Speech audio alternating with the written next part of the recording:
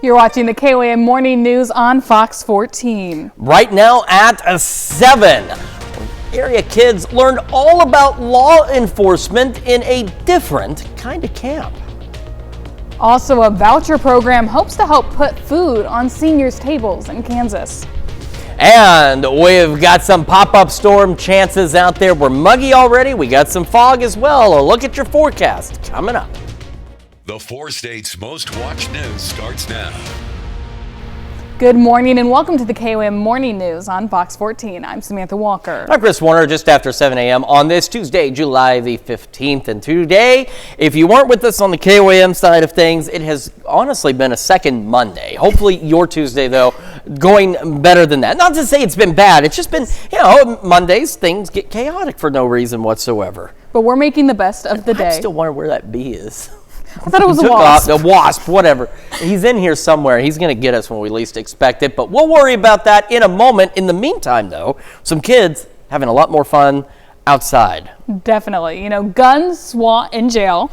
These are just some of the topics talked about at the Jasper County Sheriff's Junior Deputy. That was a bad transition on my part. Kids having fun with guns, jail. Yeah, no, but it is really cool. There's a Sheriff Junior Deputy camp, and our very own Ty Parks has the story. I wanted to see what different jobs had to offer, what other jobs had to offer. Junior Deputy Jacob Hoffman wants to know what it's like to be a police officer. So, at the Junior Deputy Camp hosted by Jasper County Sheriff's Department, he is learning about firearms safety and special weapons and tactics. Oh, that was pretty cool. Like seeing all the gadgets and all the stuff they have, break into houses and save people. The 4-day camp is designed to give kids an overview while keeping it fun and engaging. No matter how old you are, ain't nobody likes to sit in a class and be bored by PowerPoint. So we try to keep it hands-on. Actually learning and moving and doing stuff, seeing the stuff that they wouldn't normally see, being able to interact with the officers one-on-one, getting to see the dog actually work up close instead of just, as they're driving by and seeing a dog working and wondering what they're doing. They're getting to actually see how that dog works and why that dog works the way it does. But ultimately, they want the kids to know there are humans behind the badge. Law enforcement's not a bad thing. I just hope they realize that we are real people too. We just got a job to do like any other job. We have good days and bad days just like everybody else, and they just see that we're people. With 1 day complete, Jacob Hoffman has hope for the next 3 days. To learn a better understanding about the police force and how they do their job. They do it really well, so I'm just hoping to learn more about their job. Ty Parks, KOAM News. The main focus of the camp is to provide a fun way to show campers that police are people too. It is a very, very cool thing. And it's like I said, it's more interactive. And honestly, anybody responds better to interacting with something versus reading about it. Yeah. I mean, reading a good book is one thing, but when it comes to something like that, it's more being able to see it exactly, firsthand. Exactly. Yes. And something you're going to be able to see firsthand is, at least for some of you, some patchy fog out there. But we're first going to start with this. A live look from downtown Pittsburgh. We got a few clouds out there. And as I mentioned, we've got the patchy fog in locations. We'll show you the fog tracker in a moment. Murdoch camera 20th and Rangeline also looking fantastic this morning. Take a look at the fog tracker. Now we're seeing fog. It became a little more widespread like yesterday, but not as dense as yesterday. In fact, we're already seeing improvements. Grove, you were down just under 2.5 miles earlier this morning. You're back up to about 4 miles of visibility, but a lot of northeast Oklahoma, good portion of southeast Kansas, and then sprinkled parts of southwest Missouri. Just want to slow down. Low beams, not your high beams. Fog lights if you've got them. And of course, watch out for the potential for rapidly changing visibilities out there as well. Pop-up storm chances, once again, between about 11 and 7. Future track was almost spot on yesterday with what it showed on those pop-up storms. So it's expecting initially activity to be in the eastern half of our area, and then later in the day some additional pop-up storms in our western counties. Not out of the question, but again with pop-up storms, most of us will remain dry. 74 in Joplin, 72 in Pittsburgh. Average low is 70. Monette came the closest, in fact spot on, still is at 70. The rest of us still hanging out in the low 70s. I mean, like Stockton, Newcastle, Iola, for example, not that far off of normal, but it's really muggy this morning as well. We're going to be near 80 by 9, low 80s by noon, near 90 for our highs, and our heat index values today, though, could easily reach 100 degrees. So in addition to watching out for those pop-up storms, you need to make sure you're staying hydrated and taking breaks out there as well. Winds southwest 5 to 10. Now tomorrow brings some changes. It's going to get hotter, it's going to get muggier, and it's going to get a little wetter as we go overnight. We'll go over those details with you here in just a few more minutes. Samantha? Chris, thanks. An Oklahoma man learns his fate in connection with a March 2024 homicide in Jasper County. Back in May, Scott Burleson pled guilty to murder in the second degree for his involvement in the murder of a Carl Junction man. Yesterday, a judge sentenced Burleson to life in prison for his role. As part of the deal in May, authorities dropped additional charges against Burleson, including robbery and armed criminal action. The case stems from an incident last March when Jasper County authorities responded to a report of an assault in the area of 7th Street and State Line Avenue. Responders took the victim, Seth Langford of Carl Junction, to a local hospital with severe injuries from an apparent stabbing. Langford later died from his injuries. An investigation found Burleson and Paul Phillips as the primary suspects.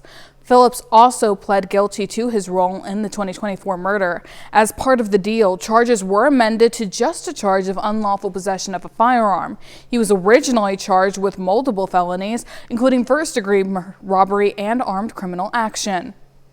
Our community stories are often uncovered thanks to you, our viewers. We invite you to share your news tips with us. Scan the QR code and you'll be taken to a form where you can submit a tip quickly and easily. Your voice helps keep our community informed and connected. Thank you for being a part of the story. A Kansas program aimed at putting food on the table for seniors began yesterday. The program provides eligible seniors with coupons to purchase fresh produce and honey at participating farmers markets across the state. People over the age of 60 who meet income requirements can get 10 $5 vouchers. Seniors in Cherokee County were able to pick up their vouchers at Crossroads Christian Church in Baxter Springs yesterday. They can be utilized at any farmers market within Kansas as long as those vendors accept those vouchers. They can utilize them there. It can be used for things such as fresh produce, fresh herbs, and honey. Eligible seniors must also have an annual gross household income at or below 185% of the federal poverty level. You can learn more on how to apply on our website, KOAMnewsnow.com.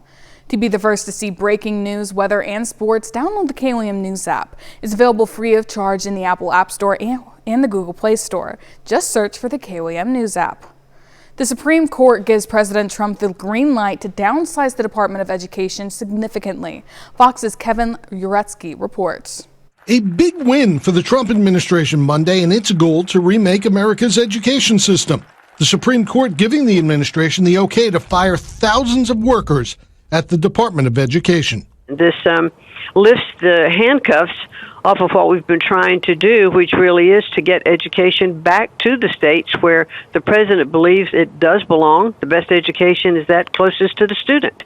The ruling means the department can lay off nearly 1,400 employees. That's roughly a third of its entire workforce. The White House points to steadily falling test scores in math and reading ever since the department was first created in 1979. But critics say dismantling it will hurt more students than it helps. There are millions of Americans with disabled children who count on the Federal Department of Education to be the guarantor of civil rights. There are tens of millions of Americans whose student loans are managed by the Department of Education. It's not clear what will happen to student loans. Court filings indicate they could be managed under the Treasury Department. Also Monday, 24 states and Washington, D.C., filing a lawsuit against the administration, pushing for the release of nearly $7 billion in after-school and summer program funding. The lawsuit alleges low-income families will lose access to those programs if the money isn't released soon. The education layoffs follow similar cuts at the State Department, where around 1,300 employees were let go last week. Kevin Uretsky, Fox News. And those are our top news stories this half hour. Coming up next, Jasmine Kyle from the SEK Humane Society joins us to share the dangers of the virus parvo. And later, you're invited to a free screening of the movie Audrey's Children, hosted by the Ronald McDonald House. But first, here's a live look from Erie, Kansas, ahead of the 152nd Old Soldiers and Sailors.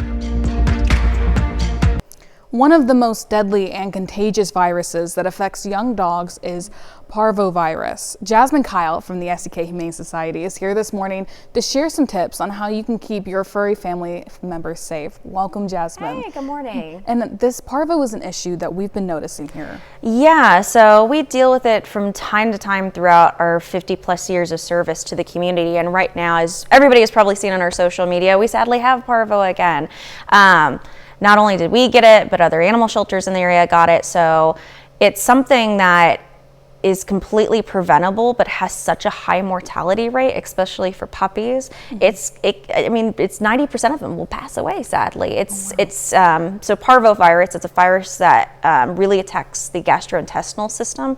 So some of the symptoms that you will see from your dog if they do get it, of course, the first one's gonna be lethargy. They're not gonna be really eating, they're gonna be really slow. Dehydration, they will stop eating, drinking fluids immediately, and then the gut tract goes into a nervous breakdown and they'll start having bloody feces, and you can literally have a healthy dog and then in 24 hours you have a deceased best friend. It is awful, completely awful, and that's why we're really encouraging the community to make sure you are vaccinating right now. This is a completely preventable virus. Adult dogs get it once a year. What we're seeing from the community is that they're really only vaccinating their puppies once and forgetting about it. It is not. You need to be completing that booster course. It is, the first round is between 3 to 4 weeks of age. Then after that, you wait another 3 to 4 weeks, all the way until they're almost 5 months of age. You need to boost that immune system. This is a puppy killer virus. The other thing is that it is highly contagious. So when any animal shelter, animal rescue, animal control, when anybody of us gets parvo, we have to go, per the state of Kansas, KDA, go onto a mandatory 2-week shutdown. We're closed for 2 weeks because of this.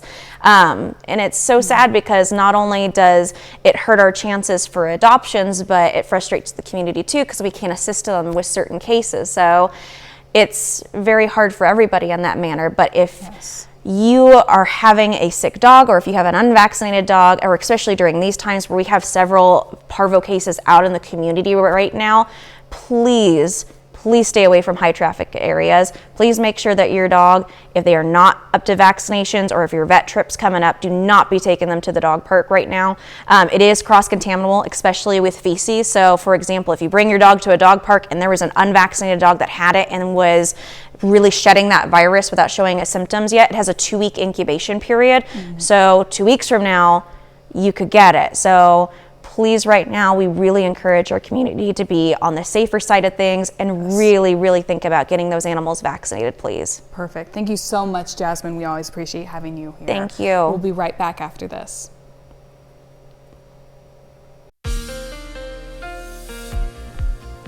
Welcome back to the KOAM Morning News. It's coming up now on 7:18 on this Tuesday morning, starting again with the fog tracker, which again, I feel like this is the latest we've ever had to really pull this thing out. As we usually wrap up with the foggy season, spring, and then see it return in the fall. But just hanging on, we've got fog primarily into Kansas and Oklahoma, but we do have some patchy fog into southwest Missouri. We are seeing improving visibilities gradually, but still just under 4 miles in Grove and around Grand Lake, just under 6 in Yates Center and Iola. And we've got reduced visibilities, Nevada, Stockton, Cassville, Mount Vernon. So remember, low beams, not your high beams, fog lights if you've got them. And then also just in our area, watch out in those terrain changes for some potential for rapidly changing visibilities. Again, where you go from pretty decent clear view, and then all of a sudden that fog thickens up and you can't see anything. You don't want to be going too fast out there this morning. Once fog burns off, we're going to have a mix of partly to mostly cloudy skies out there. Pop-up storm chances start returning from about 11 to 7, similar to yesterday. Future track was just about spot on, which is rare for pop-up storm chances because, as we've discussed, there's not a specific trigger for them. They feed off the heating of the day, instability that's available, and so usually future track gives its best guess as to where they could be. But man, it was almost spot on with those storms right along and south of I-44 initially. That's where most of them were. We had a few outside of that. So we're going to stick with this. We've got future tracks showing better pop-up storm chances along and east of the 69 corridor by this afternoon, but it does still show a few out in some of our western counties by later this evening. Outside of that, we'll dry out. tomorrow, though, brings some changes. First, we're going to notice southwest winds. They're going to pick up, start gusting upwards of 20 miles an hour. And then as we head into the afternoon, there's two separate things we're going to get here in terms of rain chances. First, pop-up storm chances, but take a look at how widespread Future Track paints them. That's just giving us that idea that really anywhere in the area tomorrow afternoon, early evening, we could get these pop-up storms. But again, they'll be very isolated, so a lot of us will remain dry. It'll be late tomorrow into Thursday, and we start to see better chances for organized storms. Looks like we do try and get some storms in there. They kind of fizzle out. And then we've got a slightly higher severe risk that's off to our north and west tonight. But some of those storms could make their way into our northern counties and could still be strong to low-grade severe, let's say after 2-3 a.m. Thursday morning as they push in. Now, what's going to happen is, see ahead of it, we've got the south winds. Behind it, we have this boundary. That's what's setting off these storms. They're going to lose their energy, and the expectation is they kind of just fizzle out before they reach like the Kansas-Oklahoma border, the I-44 corridor. That just leaves us with some scattered showers. But ahead of it, all of this energy has been pulled in and all of this moisture, and so what will happen is we go back to, for the southern half of our area that doesn't get these storms, we go back to pop-up storm chances, but these ones, there may be a few more of them, and they may last a little longer than usual because they'll have a little more energy to feed off of instead of just the heating of the day. So here we are at 5, and as we go, they could stick around as late as 9, maybe 10 o'clock Thursday evening before eventually they go away. So we do have that level 1 out of 5 risk in our far northern counties. It says tomorrow, but again, it's really going to be late tomorrow night into early Thursday. Otherwise, just pop-up storms and no scattered storms out there for us. All right, through the morning, patchy fog done by 8, 9 o'clock, mid-70s, low 80s by 11. We'll have those thunderstorm chances, or at least the pop-up storm chances building in. Highs today about 90. Heat index values today close to 100. Tomorrow, low to mid-90s. Heat index values now in that 100 to 105 degree range, so make sure you're staying hydrated. And we'll hang on to summer-like weather for the rest of our extended forecast. Temperatures low to mid-90s. That's a check of your forecast. We are back with more of the KOAM Morning News right after. You're going to want to clear your schedule for this Friday because you have the chance to watch a movie that highlights the beginning of one of the largest children's organizations. Lori Jones from the Ronald McDonald House Charities of the 4 states is joining us this morning to invite you to a free screening of Audrey's Children featuring Natalie Dormer. Welcome, Lori. Thank you so much for joining us this morning. Perfect. So can you tell us a little bit about, what this movie Audrey's Children is about? Absolutely. So we have a wonderful founding story, both the local Joplin chapter, but also the national organization. So we just celebrated 50 years of caring for families. And this story is about one of the co-founders, Dr. Audrey Evans. And I love it because it's really about a woman who wants to do the right thing for the right reasons and just not letting the barriers of what society looked like 50 years ago as a single woman working in a predominantly male world. And so it is about the Ronald McDonald House, but I also think it's about the impact of what one person really dedicated that they can make to change the world. Great. You said, the story of the original founding shares a lot of similarities with the Joplin Ronald McDonald House as well, which makes it extra special. Yeah, we're very excited. Our original founder, Annette Thurston, is going to be there to share our story. So our story is somewhat similar, that it was one family that said, we really want to see a Ronald McDonald House in the area to serve families, and it took a lot of persistence and a lot of effort, but that family is the same story that helped us get our start 27 years ago. How incredible. So what made you guys want to choose this movie, kind of help educate people on the beginning of Ronald McDonald? About a year ago, a group of us were at a leadership conference in Chicago, and we got to watch this with about 100 other organizational leaders from across the country, and it was really exciting. Of course, we gave it a standing ovation. We were all there together, and so immediately several of us were like, we got to bring this home and do it in our communities. And I go to church at Central Christian Center, which is like the old Fox Theater.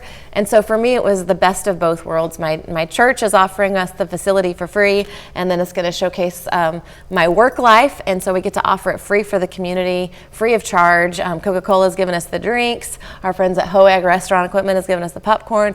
So it'll just be a great movie night. And of course, we have to have McDonald's cookies as well. Perfect. Well, for those who want to go, and I'm sure there's going to be a lot of people, where can they go to get tickets and what is the time and place? Yep, so we're just asking you to reserve seats mainly so we can have enough popcorn to feed everybody. So go to our website, rmhjoplin.org, and there's just a click to reserve your seats, and we can seat 1,300. So we really want everyone to come. We love doing things free for the community. The community does so much for us in terms of volunteerism and donor support. So when we have the chance to do something free for families, bring your children, let's just fill up our sanctuary and everybody just enjoy the movie night. Well, great. Thank you so much, Lori, for joining us this morning. We'll have more news and weather when we come back. The 4 states' most watched news starts now. Welcome back to the KOAM Morning News on Fox 14. It's currently 7:30. I'm Samantha Walker. Some local schools are scrambling to rework their budgets after a $6 billion federal grant is withheld. Districts in the 4 states were expecting to have these funds by July 1st, but the U.S. Department of Education has frozen these funds to ensure they're in line with Trump's policy. Meanwhile, the Pittsburgh School District is sounding the alarm, warning the loss of these funds could disproportionately hurt low-income families as well as other vital services that support students.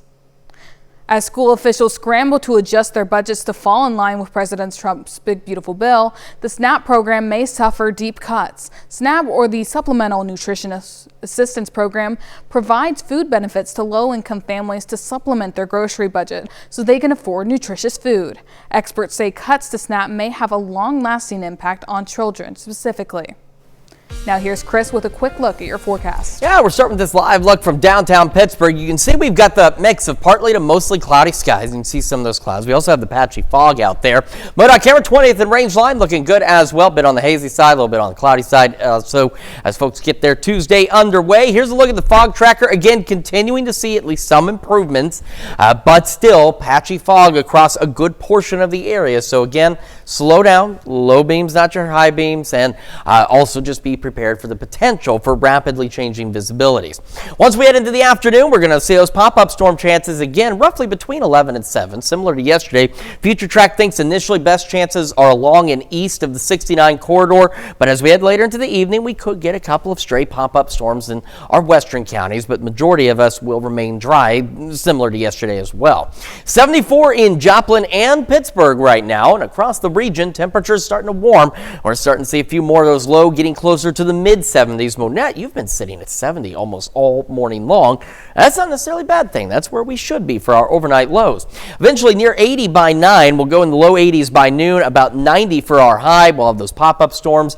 Heat index values, though, today start rising. Could be getting close to 100 degrees, so make sure you're taking precautions out there. And, of course, watching out for those pop-up storms above a southwest breeze 5 to 10. Gets hotter, gets muggier tomorrow, and eventually we see more rain chances late tomorrow. We'll go over those details with you here in just a few more minutes. Samantha? Thanks, Chris. The deadly floods that left a path of devastation in parts of central Texas are igniting questions from parents. Fox News correspondent Brooke Taylor has more from Kerrville, Texas on what psychiatry experts are recommending. It's been over a week since deadly floods tore through parts of central Texas, including an all-girls summer camp where more than 24 campers and counselors were killed. The devastating effects are raising concerns among families about safety and sending their children away for summer activities. It's very normal to be sad and anxious about what happened and to be concerned about the next time your child leaves your sight. Associate Professor of Psychiatry Deborah Cohen is encouraging parents to have open and honest conversations about tragic events. So stick with the basics of saying that there was a large storm that occurred in Texas. The biggest tip is not to add extra information unless they ask you. Experts like Cohen are sharing tips on how to prevent children from developing anxiety when seeing disasters. You want to limit your exposure to the media coverage of the event. During the COVID-19 pandemic, during those early days, is that the people that were most negatively impacted by it were those that spent the entire day watching the media coverage. And while it might seem scary to let your children leave home for an extended amount of time, Cohen says the independence allows for children to grow into healthy adults. Developmentally, it is very helpful for them to have activities and do things that are away from you. And for parents, experts recommend processing your emotions of anxiety and sadness with other adults before talking to your children. In Kerrville, Texas, I'm Brooke Taylor, Fox News. That's a look at our top news stories. Coming up this half hour on the KOAM Morning News. Charlene Patton stopped by the studio earlier to show Elise a chocolate dessert recipe with a twist. But before we head to break, here's a live look from Erie, Kansas, ahead of the 152nd Old Soldiers and Sailors.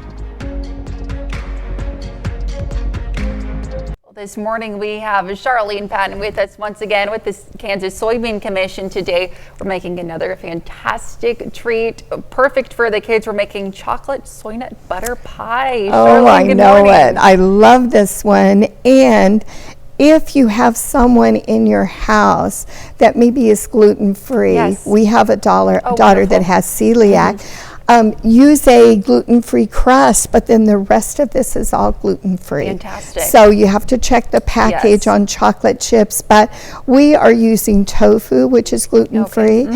And I put this in the food processor. Right. And look how nice and smooth that is. Yes, look It at that. is the soy nut butter, and then it is tofu that I've mixed in there with that, and a half a cup of chocolate soy milk. Now you could use regular soy milk, but the chocolate just intensifies exactly. the flavor. Put that in the food processor and mix it till it's smooth. And then we are going to stir that, and you can go ahead and put that in here. This is one package, Silky a smooth. 12-ounce package of semi-sweet chocolate chips, a fourth of a cup of dark chocolate chips, and then a tablespoon of butter. And looks just so put good. that in the microwave and melt it. I would suggest do it at 30-second intervals yes. and stir it. And then look how nice that is. Combines oh my wonderful. goodness. Looks silky smooth. It is. And that tofu, if you've never tried tofu, this is a great recipe. Use the firm tofu. Okay. And then it's going to set up, look how nice that sets up. It's delicious. And then have your children, because we want to get them in the kitchen.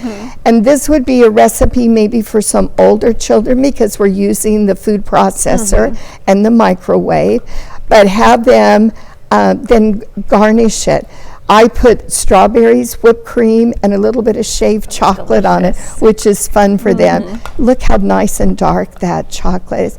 I just love this recipe Yes, it's so because easy too. and it's lower in calories. We've used the tofu in there. Put that in there now. I'll scrape that more out a little bit later, but I wanted to show, look how nice that. Beautiful. There we go. I'll move this over here. Put that in the refrigerator now to set up for, I don't know, an hour maybe. It doesn't easy, take yes. too long to do that. And then garnish it with this, and then we'll add and remind everyone Of course, yes. that this month, the Kansas Soybean Commission, to get kids involved in agriculture and learning about food in the kitchen, we're also offering this soybean book.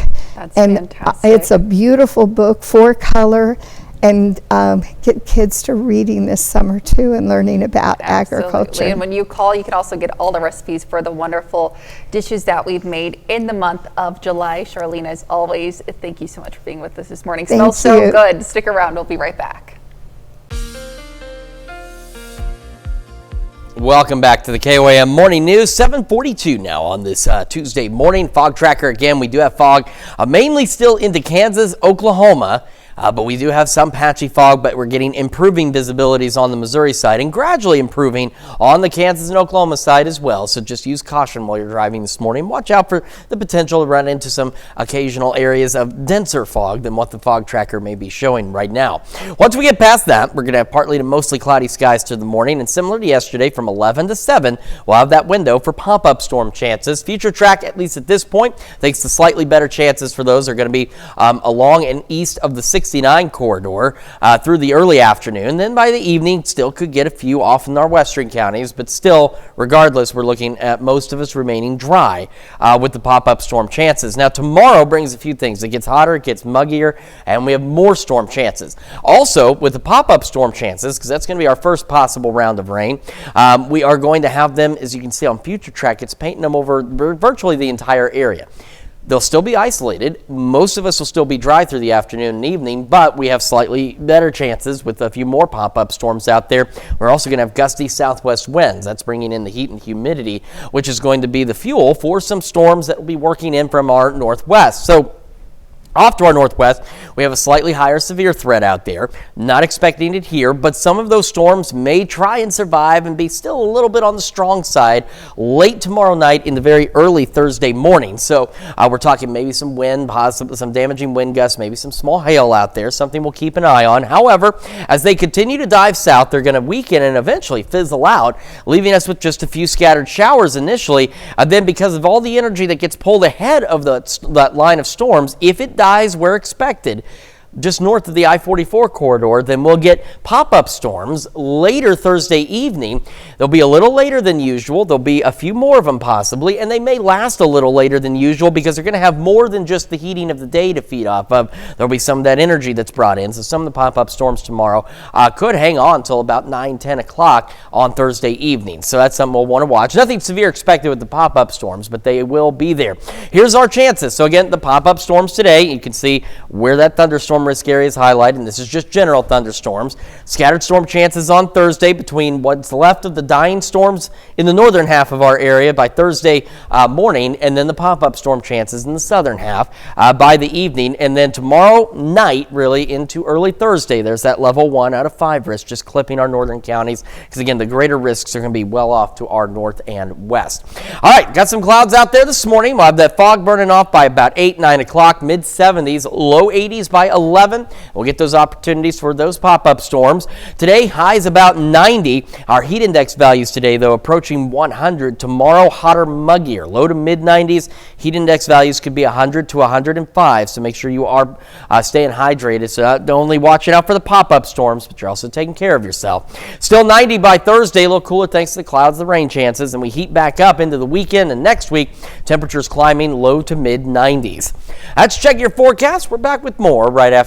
San Francisco Bay Area first responders have been deployed to Texas to assist with disaster recovery after the devastating floods over the 4th of July weekend. And the first responders are not going alone. They are bringing help in the form of a four-legged companion with a strong nose. Suji Nam reports. So my dog is alerting on live human scent. All it takes is mere seconds for Kylo, a 6-year-old Labrador retriever, to find a live human trapped in piles of debris. Kylo is a FEMA-certified Type 1 disaster dog, trained to detect live human scent. You know, as you can see, these rubble piles are very technical, they're very dangerous, things move, and the dogs have to have very, very high strength and agility and drive to continue to do this work.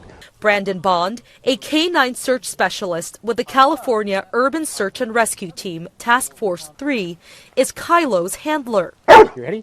Go search. He has been training him since Kylo was 8 weeks old. It's always been a drive and a passion to me to serve my fellow citizens. I became a firefighter EMT when I was 19 years old and have worked in various lanes within emergency services. Bond is also the emergency manager for the city of Menlo Park. He and Kylo are a part of a rigorous team of first responders making up this FEMA task force. Search and rescue, shut up if you can hear me.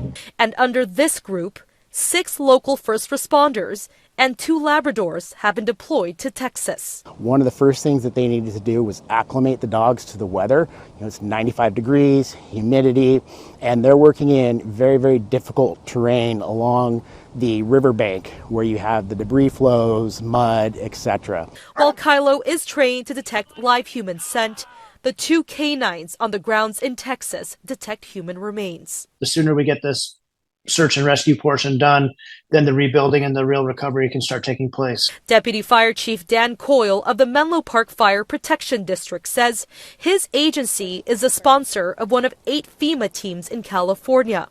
Their firefighters are working around the clock in Texas to help families find their loved ones. Eventually, many of these incidents that we end up going to have passed the rescue stage and are in the recovery stage. And so we understand the work is difficult, and it's important, though, to try to give whatever sense of closure, if that's even possible, to the families that may have lost people. And canines like Kylo are there to help. He has been trained to find the strongest source of live human scent that they cannot access.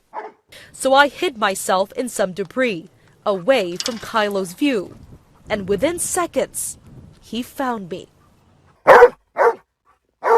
And then when they hit that, they're trained to do what's called a focused bark alert, where they will sit here and bark, bark, bark, bark, bark until the handler can get to the dog, reward the dog, and then mark that location, so then the search team can then start the heavy rescue side of things. Canines like Kylo are critical to helping save a life and helping families with answers.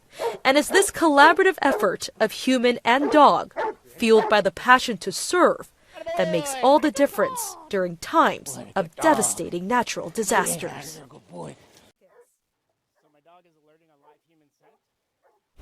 It's incredible to see just how animals like that can be such a great tool, especially during some of these devastating times. It's also incredible, I mean, just what they can be trained to do and how they can be trained to help out as well. And it's very much needed there in Texas. Certainly so.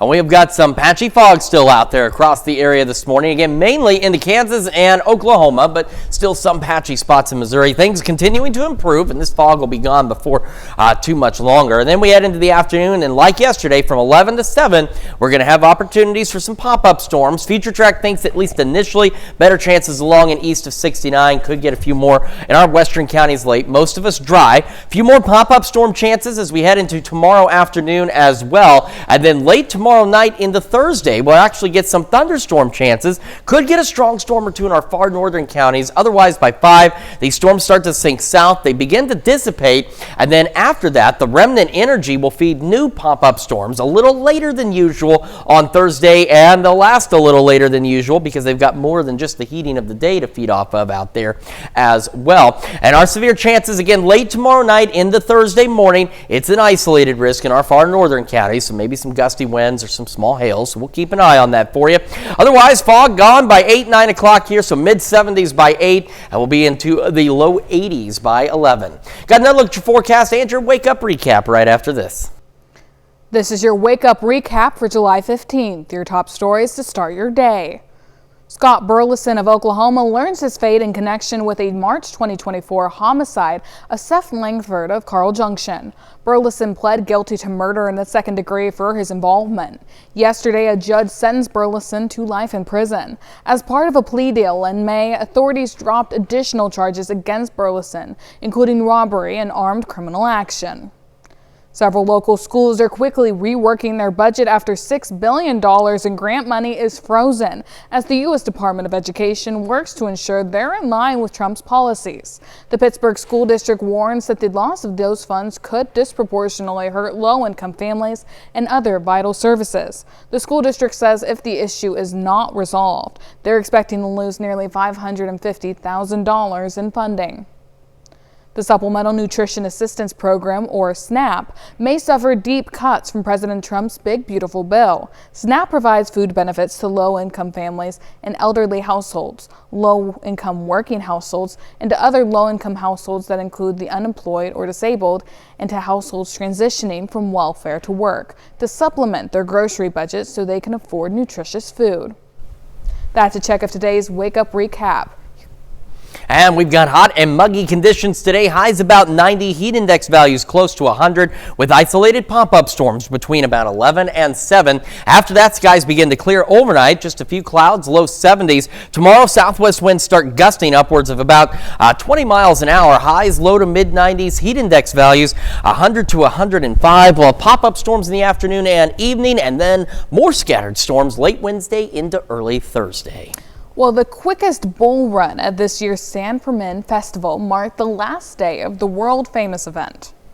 6 hefty bulls sprinted through the narrow streets of Pamplona, reaching the bull ring in just 2 minutes and 16 seconds. Tourists come from all over the world to run alongside locals over 7 days, making San Fermin the most famous of the festivals involving bulls that take place across Spain during the summer months. That is still something I don't think I would ever do. But it's one of those, you don't have to be the fastest, you just have to be faster than someone else. That's very true indeed.